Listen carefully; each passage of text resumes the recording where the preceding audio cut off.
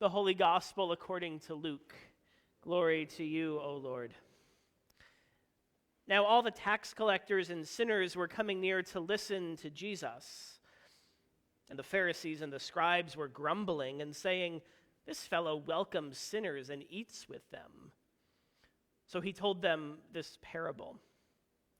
There was a man who had 2 sons.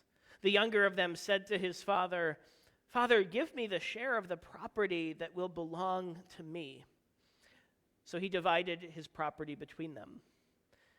A few days later, the younger son gathered all he had and traveled to a distant country. And there he squandered his property in dissolute living. When he had spent everything, a severe famine took place throughout that country, and he began to be in need. So he went and hired himself out to one of the citizens of that country, who sent him to his fields to feed the pigs. He would gladly have filled himself with the pods that the pigs were eating, and no one gave him anything. But when he came to himself, he said, "How many of my father's hired hands have bread enough and to spare? But here I am, dying of hunger. I will get up and go to my father, and I will say to him, 'Father, I have sinned against heaven and before you. I am no longer worthy to be called your son. Treat me like one of your hired hands.' So he set off and went to his father.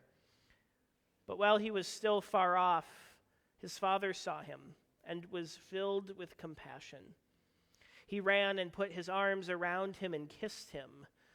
Then the son said to him, 'Father, I have sinned against heaven and before you. I am no longer worthy to be called your son.' But his father said to his slaves, 'Quickly bring out a robe, the best one, and put it on him, and put a ring on his finger and sandals on his feet, and get the fatted calf and kill it, and let us eat and celebrate. For this son of mine was dead and is alive again. He was lost and is found.' And they began to celebrate. Now his elder son was in the field, and when he came and approached the house, he heard music and dancing. He called one of the slaves and asked what was going on. He replied, 'Your brother has come, and your father has killed the fatted calf because he has got him back safe and sound.'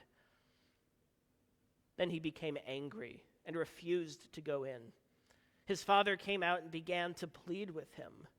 But he answered his father, 'Listen, for all these years I have been working like a slave for you, and I have never disobeyed your command.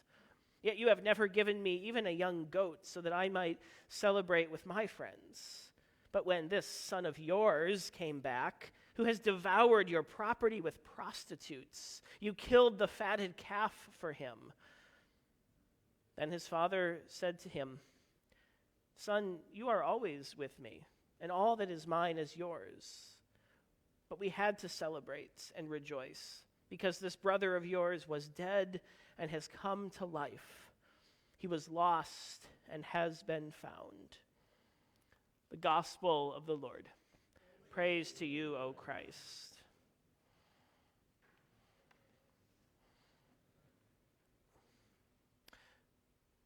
You may have heard me speak about my appreciation of the Enneagram as a personality assessment tool helpful for self-realization and growth. You've also likely heard me speak at length about my love of the animated musical film Encanto, which I have watched no fewer than 3 times in its entirety, unless you also count the untold number of times I've listened to, nay, sung through the soundtrack.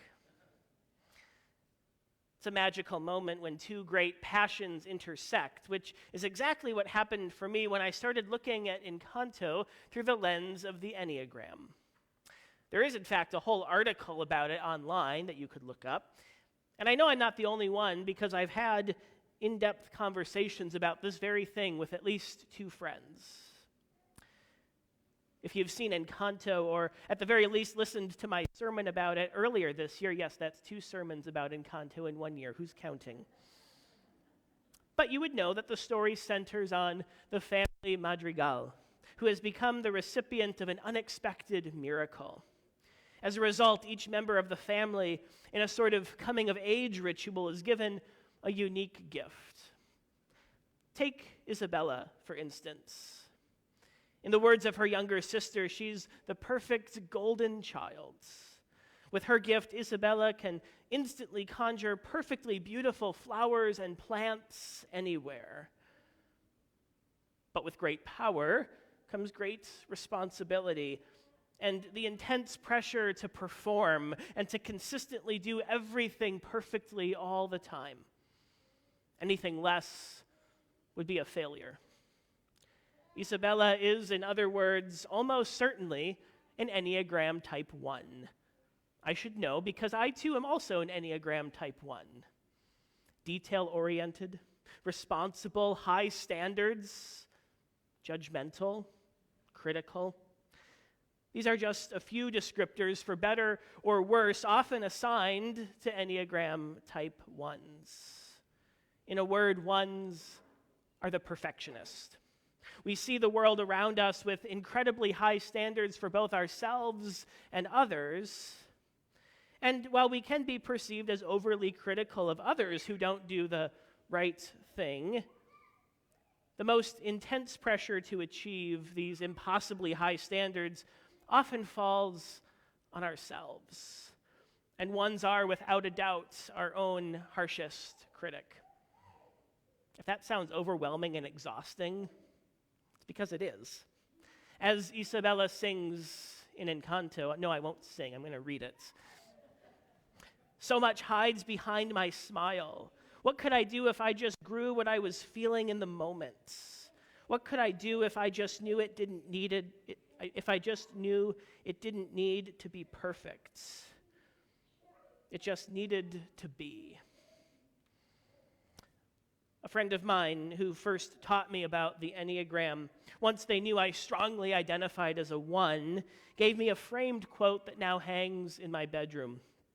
It's one of the first things I see when I wake up in the morning, and it's an affirmation specifically for Enneagram Type 1s.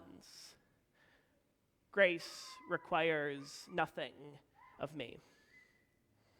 It's an affirmation I find myself coming back to time and again because it's a message I need to hear.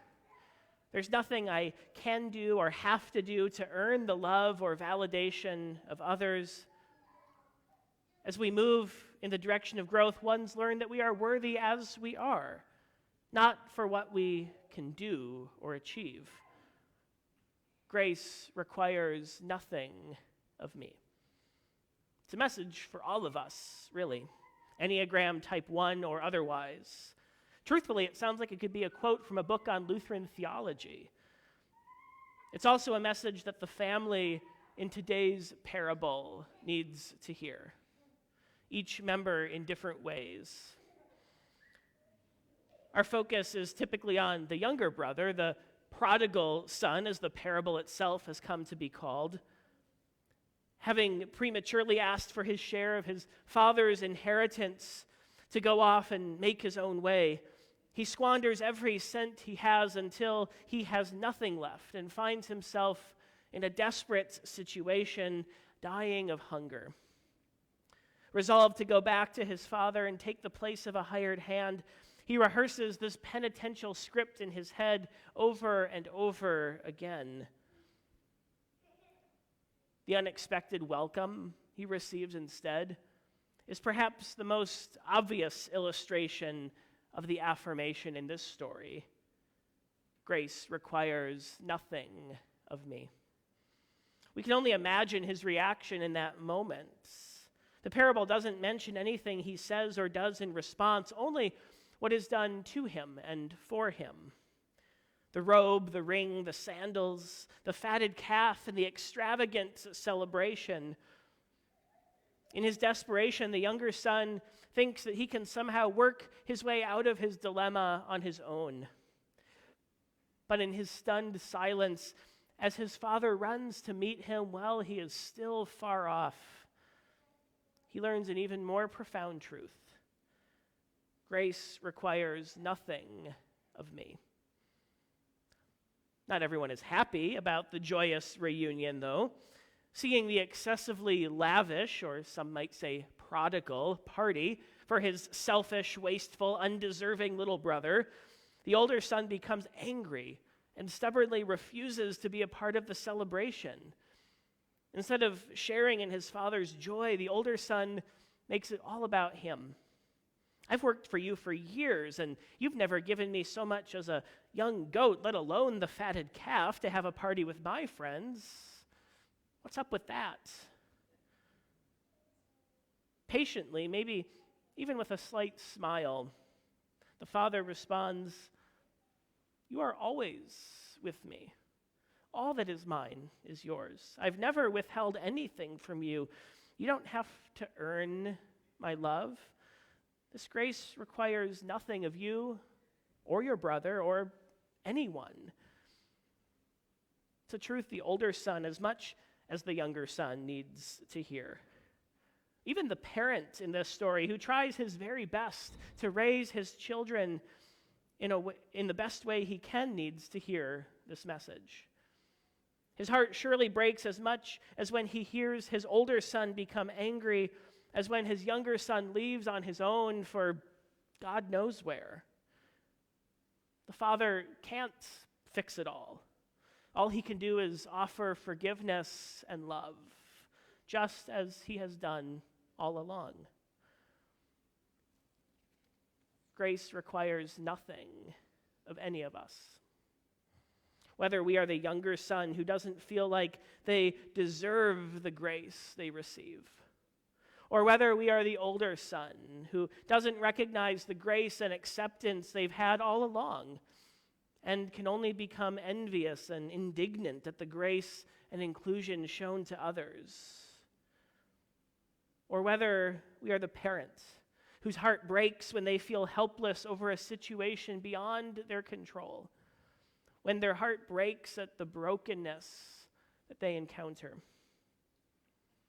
Grace requires nothing of any of us. God's grace is prodigal. It is lavish, extravagant, abundant, reckless even. God's grace frees us to be fully and truly ourselves. No expectation to achieve impossibly high standards. No expectation to create beautifully perfect bouquets of flowers. No expectation to be anything other than who we are. Beloved children of God, loved wholly and completely.